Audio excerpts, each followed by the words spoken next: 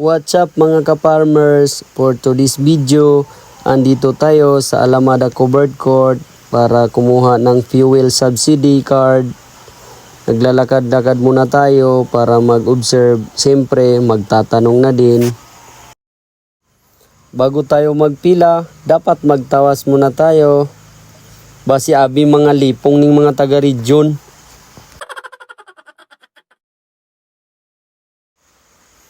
Una nating gagawin, mag-attendance. Basi may parapol sila nga 1 million haw.